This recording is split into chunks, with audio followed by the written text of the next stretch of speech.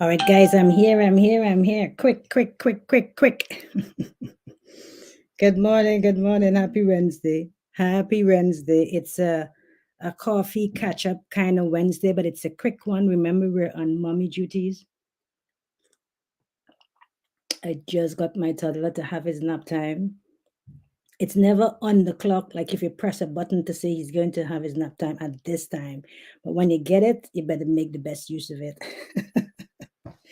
So, yes, good morning. Happy Wednesday. I know everybody's busy, whatever you're doing. I just wanted to jump in here quickly and let my voice be heard. I want to leave my voice in a couple of stuff. I want to drop some gems.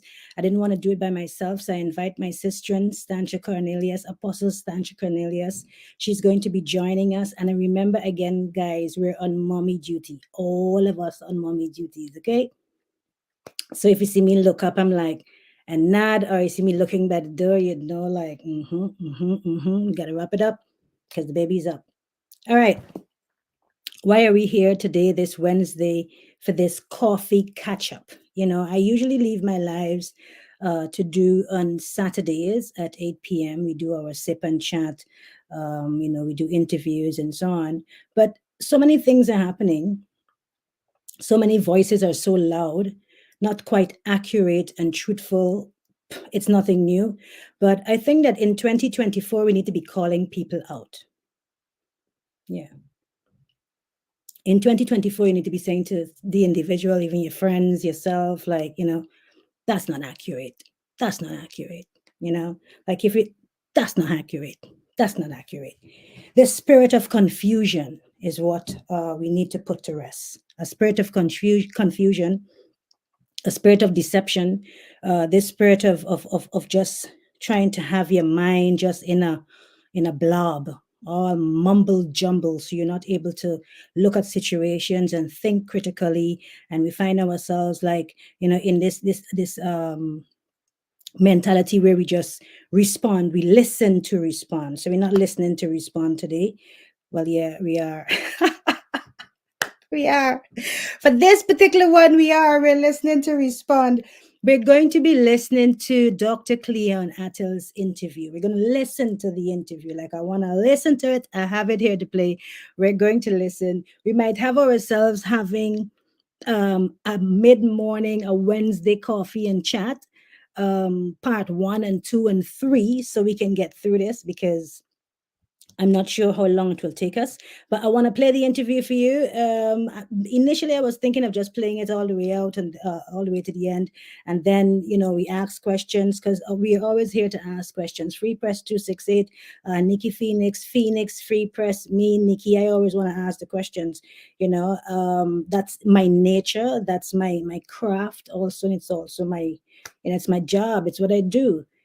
Speaking truth to power, bringing the information, no bias, no agenda, just facts. Definitely is what we're doing here. So we're going to play this interview. And, you know, there are many things about this whole situation that's happening. And this is not about UPP and ABLP and DNA. Yes, parties are involved because these individuals, when I say individuals, I'm going to call another name in a minute, but these individuals are a part of the party. These parties play a very important role in the direction of Antigua and Barbuda. But these individuals who have very sound voices, including Dr. Attil's voice, her voice has been solid in society for quite a number of years. Dr. Attil was the director, I think, or she was in charge of Department of Youth Affairs for quite a number of years. If we're talking about the youth, that's her specialty. If we're talking about advocating, that's her specialty. Yeah. So if we're talking about parties, from this interview that I listened, there are many questions. And I made a comment yesterday while listening to the interview, and Mikhail Brand responded saying that, I guess I can go back and read the exact words because I don't want to paraphrase. Sometimes when you paraphrase, you get yourself in trouble. So I don't want to paraphrase, but basically saying that's not the time and place to ask the questions. Invite her on your platform to ask the questions. And yeah, all right, no problem. But don't think that this particular situation is about the UPP alone. I think that this is higher and bigger than just the UPP and the UPP having a leadership race coming up, or it encapsulates so much, if I can say it like that, so much. Because one of the things in conversation that stood out, and my guest said it today, that's why I invited her. I said, hey, come have a quick chat with us, drop some gems, you know. I'm waiting for her to join. One of the things that she said is that I think is the word deception that she used, that Antigua and Barbuda is under a spirit of either deception or confusion, that our island is under a spirit of deception or confusion, and the individuals who are in leadership position, they're just under that spirit of deception and confusion. So anywhere they go, anything that they do, anything that they touch, it's just, you know, and I'm not directing my comments directly to Dr. Atil. I'm just saying in general, because we can, you know, label so many individuals.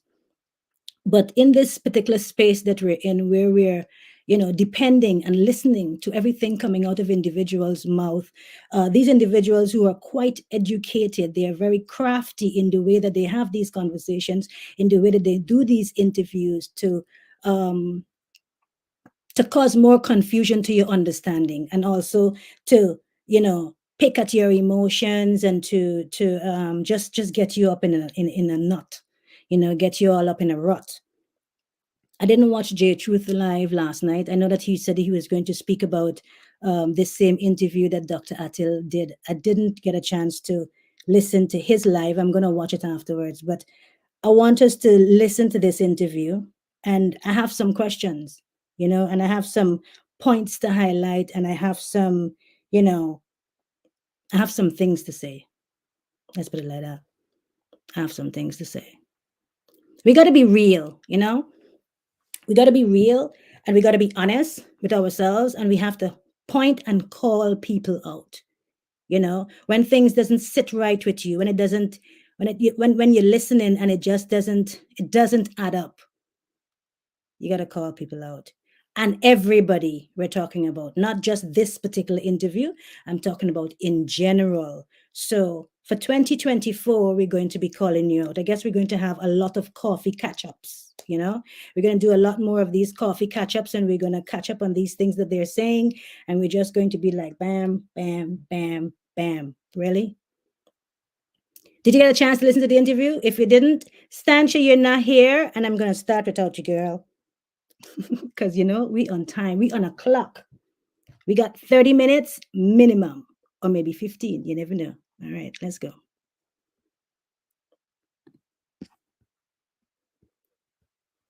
And I might jump through because it's a full hour, yeah? Part of the IA interest in. But before that, I want to ask you what motivated you to become a candidate for the party in the first place. Oh wow, that's a good place to start actually. Yeah. What has started me? I mean, I've always had an interest in social change, social development, and Antigua and Barbuda. I have lived in spaces that challenged me to be good. I've been an advocate all of my life, a social advocate on those issues of social justice, human rights, women's issues. I heard Arville talking about that just a while ago. And certainly the youth space was a dynamic space for me. And so when I came into this political space, after, you know, being asked several times and refused, but this particular time I made my decision for two reasons. One, because my son challenged me to be the best that I can be, to be the change that I can be. That's one. And secondly, I'm a movementeer. And also coming into the space at the time, into politics at the time, were other persons who were associated with movement. And I actually did think that the persons who are now coming into the political space as movementeers with our movement mentality would have been able to bring a difference to the political arena. In fact, that's what movement is about. And so I came into politics understanding, as I always have understood, that I have a greater role as a citizen of Antigua and Barbuda to make an impact wherever I go. And that's why I came in, to make an impact. And so it also behooved me to bring all of the things that I would have learned, the skills, the sensibilities with me into this new arena to make a difference. So I came in understanding me to be a change maker. And I want to quote from Dame Uslin. She say, "I'm a Cassibus chopper." All right. So let's just back up a little bit. I want us to go back to the statement with regards to other persons associated with the political space and movementeers. Let's just go back to that little bit because I want you to listen to that again.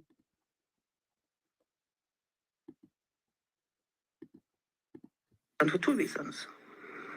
One, because my son challenged me to be the best that I can be, to be the change that I can be. That's one.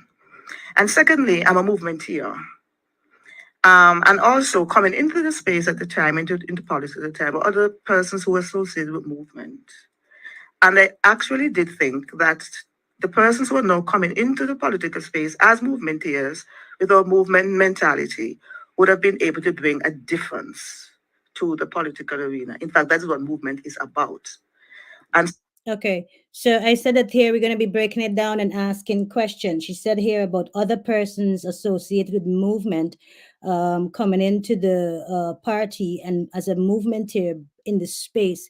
The only other person I can really think of coming into the political space at the moment as a movementeer is Serpent, because Serpent has been a part of the movement and I don't know. So I'd want some clarification on that part with regards to the movement here. Now, but two key reasons was, of course, her son challenged her to be the best and be better. And the second reason is as a movement here and being associated with the movement, coming to bring a change. Keep these points in mind, yeah? I see my guest Stanches here. I know Stanches is going to want to be a part of this conversation and, let me add her right now. Sis, good afternoon. Hi, good afternoon. You look lovely, but I need some more light on all that beauty, girl. What's going on over there? You look quite dark. I'm in my house. This is Antigua. Just pull the curtains a little light now. Just pull the curtains a little bit. You want to see outside? Yeah. Oh. Let me see the green trees and stuff. Yeah. Oh, wait. All right. Let me put on the other light. All right, good. Yes.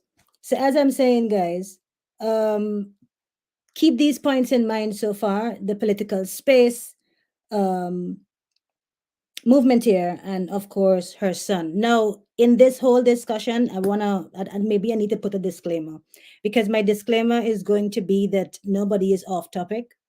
No discussion is off the table. Once we're not disrespectful, once we're not violating and being all, we're not that. I don't represent that. I represent I represent no bias, no agenda, just facts. That's what I represent. I represent that. I represent us having good discussions. I represent us raising the level of the conversation. And I represent us thinking outside the box. And I don't need to be in that space with everyone else who listened to this interview agreeing and seeing it that way. I just want to be that individual on the outside that can ask questions, probing questions, and just have it in your mind, have a think or have a wonder. Yes, it's a coffee catch up, and that's why we're doing it. You see that? You see that? Much better. Your audio, but yes, I got you. All right, is that a little better? Perfect. All right. I can see some more. That's good. All right, so let's continue with the interview. You just went mute. I'm not. Okay. All right, cool. So let's continue. We just started. You didn't miss much. We started playing the beginning of the interview. Dr. Atil mentioned from the first question as she was asked, what motivated you to become a member of the UPP? Before I get your comments, I should give you an opportunity to give your intro, let people know who we're speaking with today, your reason for participating in this particular discussion, and why we need to have our voices added to this discussion.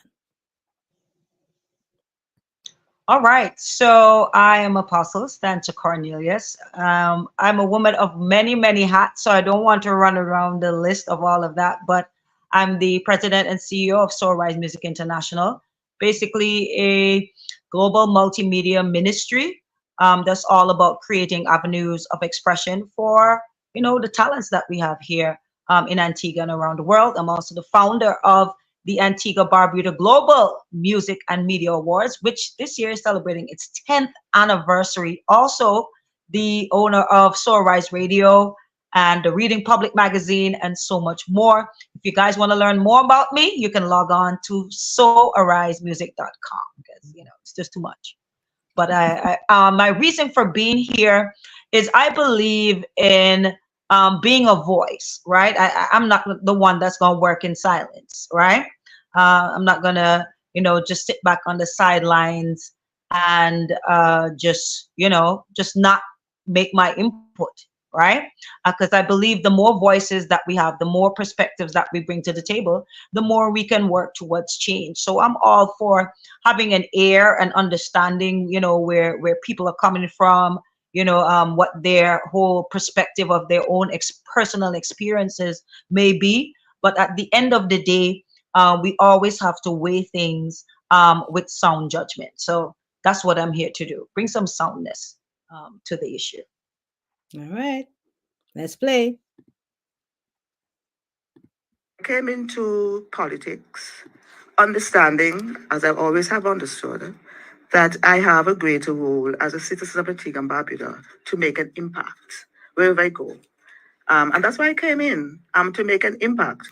And so it also behooved me to bring all of the things that I would have learned, the skills, the sensibilities with me into this new arena to make a difference. So I came in understanding me to be a change maker. And I want to quote from Dame Uslin. She said, I'm a Cassibus chopper. I often go into places new. So that is nothing new to me, to go into a space and having to make a change. That is what my life has, that's my life. And so I knew that that was something that I wanted to do. So I came in the space knowing that I wanted to be different. I could not play politics the very same way. Because, why people like you, I remember the youth department, when we spoke to our youth ambassadors, our young people did the youth policy. The young people were dynamic, they challenged us as adults. They spoke about the kind of politician they do not want to see in Antigua and Barbuda. They spoke about the vision they want to see for Antigua and Barbuda. And so when I came into the space, I knew that I had all of the young people on my back. I knew they were watching me. And I also knew I had to live up for them. And it's interesting because just the other day, yesterday, I got a very interesting text from one of our youth ambassadors. And I said to him in the end, you guys, I still hear your voices and your vision direct my path. And that is exactly true. And so I came in understanding that I have to be different. And so I charted a very different course for me.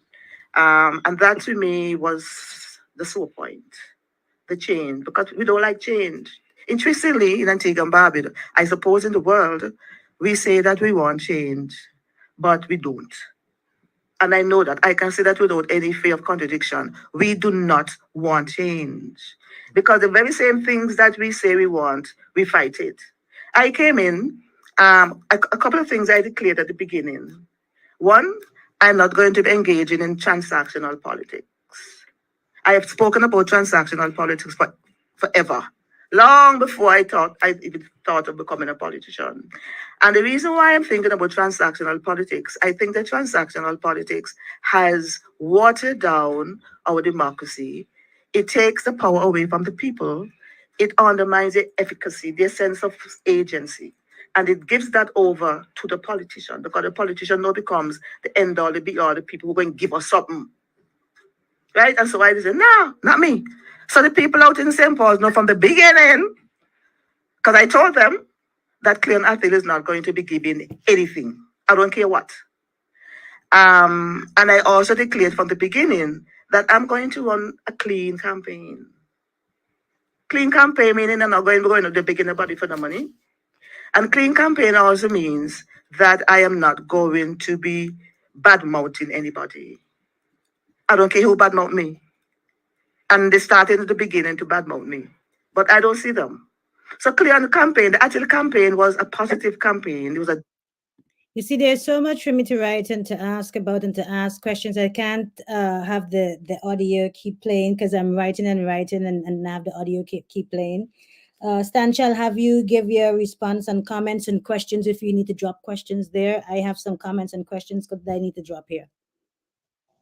All right.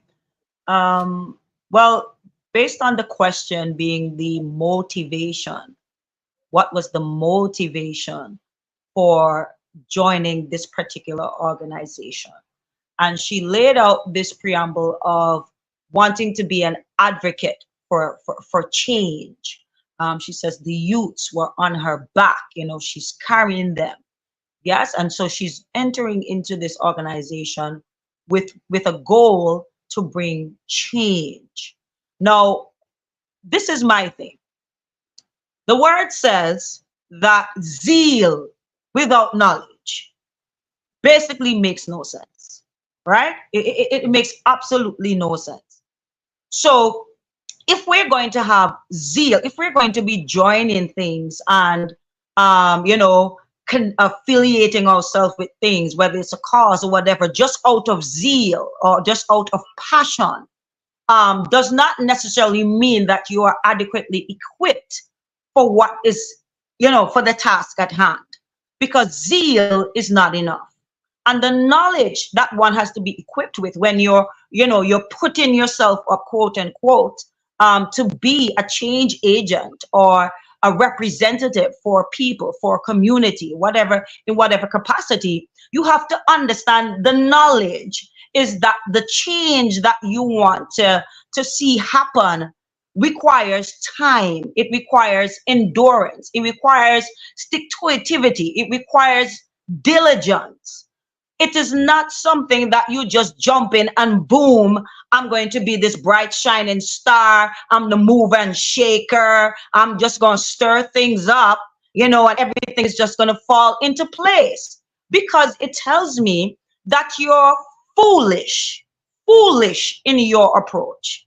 You understand me? It's like you're in La La Land, because if you are living in this world, we all understand to change anything requires you to remain in the process, to remain an active participant.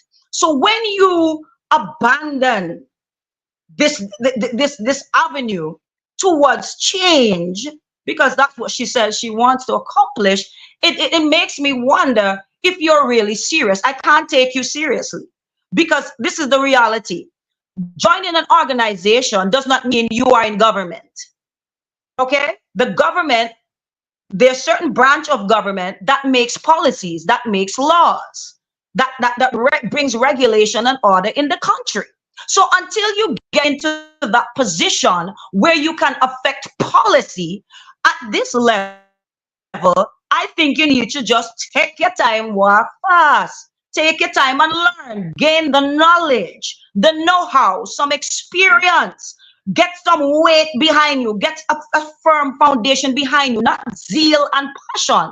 And then you can have a conversation. Then you can say, yes, people, I've been at this for 5 years, 10 years, 15 years, 20 years. I'm still at it, hoping for a change. At the same time, we have to be honest and reflective. We can't say nothing has changed in Antigua. Yes, there's some things that still need to change, but we can't say the whole thing is just nonsense. You understand me? We don't have a real country. Come on, let's really be honest. Let's really be honest. Are you telling me Antigua is the same as it was in 1981, in 1800, in 1700? Antigua is the same? We're the same? No, we are not. So some change has taken place on some level. And yes, of course, there's a lot more work to be done. But I don't buy the whole, this is on my shoulder, blah, blah. It's obviously not weighing her down enough, because she quit. She quit. She quit. Next point. You see, when you spoke about zeal, it made me look to this point of the motivation response, meaning the challenge that her son gave to her, and being a movementeer. So I guess being a movementeer and understanding what the expectations are with her going into politics, like she said, realistic expectations, yes. But she's basically saying that she expects that because of her being a movementeer and the understanding of the movementeer and those who are also movementeers that decided to put their hand in this political space or political arena, because you have that teaching, training, I guess, and ideology as the movementeers, you're supposed to be, I guess, causing an upset like her, or I don't understand. You said You about see, it's zeal. like this. Yes, the zeal meaning all my life I want to make people's life better. I just want to make a difference in this world. I want everybody to love one another, blah blah blah blah blah. But you have no clear concept as to how that can happen. You understand what I'm saying? You have no actual methodology. You have no actual plan. You have no actual policy or some kind of way in which you want to accomplish that broad picture of a goal. Because just saying, I want everybody to get along, everybody must love one another, and I want to impact the world and make change, it's not a policy. It's not a program. It's not a plan. It's not a strategy. It's not nothing. It's just a nice slogan. If you understand what I'm saying. Of And course, so you know, it's that's not, fine. it's emotional, but it doesn't do anything. This point here where she's speaking about transactional politics. Yes, there is transactional politics. We understand transactional politics. But in this comment, when she said that she's not going to be giving anything and she don't care what it is, as I'm listening to the interview yesterday, I'm saying exactly how you're supposed to be changing people's lives. Like, not in a sense of handouts, but we just went through a COVID. We just went through COVID. We just went through situations Oh, yeah. where 2.5 years of nothingness. unemployed people are hungry, That's people it. are in need, and you're basically saying to me, I'm not giving any vouchers. And I know you want to make a point about the vouchers, because the vouchers are not necessarily the UPP vouchers, aren't they government vouchers given out in some way or something? You want to add some clarity to that? Exactly. Exactly. No, I think I hear my It's son is a up government initiative. here, guys. And if you're wanting to represent governance, are you saying that you will not choose, you're making a conscious decision to not meet a person at their place of need because you need the power and authority to do so? That's what she's saying. Until I get in. I'm just Stancha.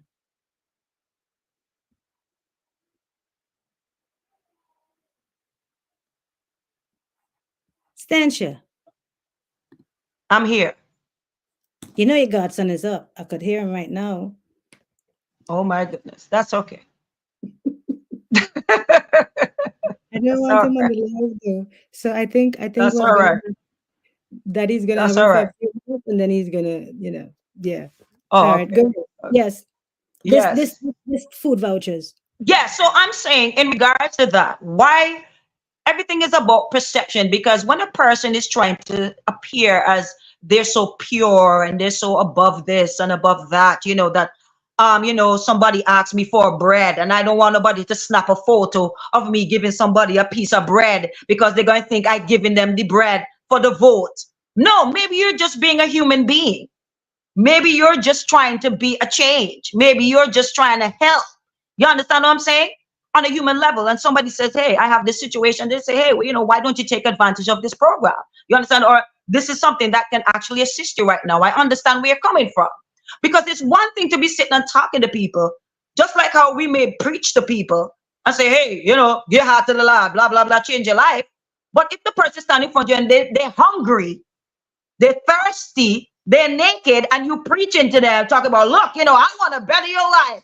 I'm gonna look, if you just give me the opportunity, man, the person gonna look at you like if you're crazy because you're out of touch, you're out of sync. You understand me? So we cannot, separate it from the human aspect, from the people aspect. Being relatable to people, reachable to people. It's not just about acquiring power and authority. And I have a problem with that. I don't need you to wait till you get there. You may not get there, but let me see what you're about right now. What can you solve? That's what it's about. What problem can you solve right now? And then that will make me say, wow, this person really cares about people. It's not just about winning, but you care about people. Win, lose, or draw, you're going to be there for the community. Mm-hmm. That's the message that she should have been sending. Not talking about this a transaction. What is this? Are you serious? And So people out Stancho, there suffering is a transaction? That's what she's saying? that's a good It's a question. transaction. Okay. It is a good question. And I want us to pick up from here. I did say that we might have to do a part 1, 2, 3, 4, Yeah. and 5. And we gotta call this We may. part 1. Yes. Since we had a 30 minutes nap time. Yes. Yes. So So I hope we're I gonna- was able to help. Of course. And I want us to continue. There's so much to have this discussion on. We'll go a little bit more in depth. Guys, we're gonna label this as part 1. We'll be back before the night is out. We'll definitely give them a part 2 before the night is out, but mommy duties and auntie duties, come, Stancha, come take over. Do your role. All right, guys. Have an awesome day. We trust we dropped some gems for you. We'll come back Lord. again with some more coffee catch up. And we're definitely going to stay on this interview. And Stancha, this live that I did a couple days ago, I see that Chanel, she said that I'm supposed to at her so that she can respond or tag her or something.